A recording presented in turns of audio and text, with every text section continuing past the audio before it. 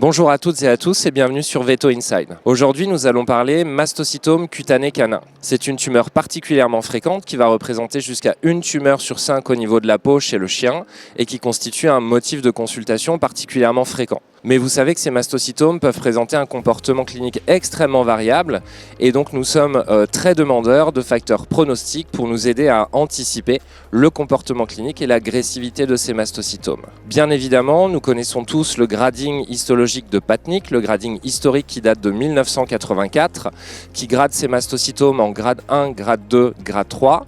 Et si le comportement des mastocytomes de grade 1 et de grade 3 est plutôt bien connu, le comportement clinique des mastocytomes de grade 2 peut être extrêmement variable. Ce qui a fait l'objet de la publication d'un nouveau système de grading, le grading de Kupel en 2011, qui lui nous grade ces mastocytomes uniquement en bas grade ou haut grade. Cela nous permet désormais de fusionner ces deux systèmes de grading et d'identifier au sein de ces mastocytomes de grade 2 ceux qui pourraient présenter un comportement clinique particulièrement agressif et donc faire l'objet d'un suivi attentif ou éventuellement d'un traitement adjuvant à l'exérèse chirurgicale.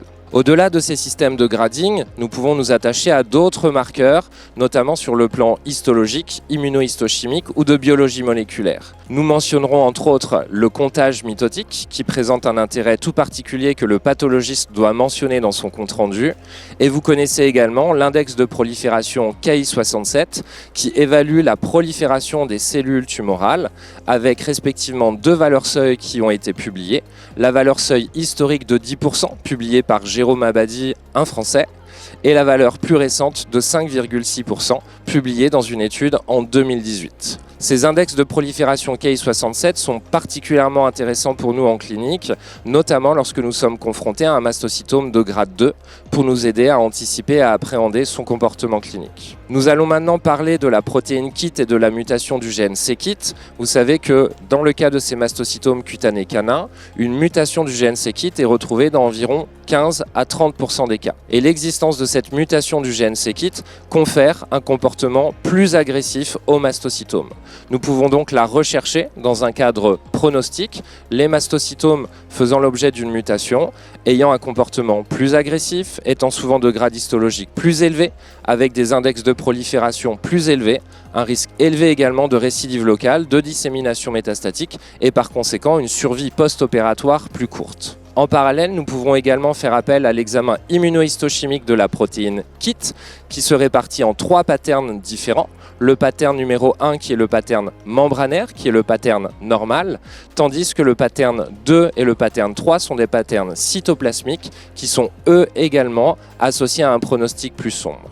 Donc si vous êtes confronté à un mastocytome de grade intermédiaire avec un index Ki-67 qui est compris entre les deux valeurs seuil, 5,6 et 10%, que vous avez du mal à anticiper et à appréhender son comportement clinique, vous pouvez tout à fait demander en termes d'examen complémentaire ce pattern de la protéine KIT en immunohistochimie et la recherche d'une mutation du gène c-KIT par PCR, par biologie moléculaire. Vous voyez donc que dorénavant, dans ces mastocytomes cutanés canins, nous avons de nombreux examens complémentaires à notre disposition qui nous permettent de cumuler des facteurs pronostiques, soit favorables, soit défavorables, et de façon plus claire et plus honnête, essayer de tenir le meilleur discours possible aux propriétaires pour adapter la prise en charge de manière personnalisée et intégrative à chacun de nos patients. J'espère que cette présentation vous aura aidé dans votre pratique quotidienne et à très bientôt sur Veto Inside.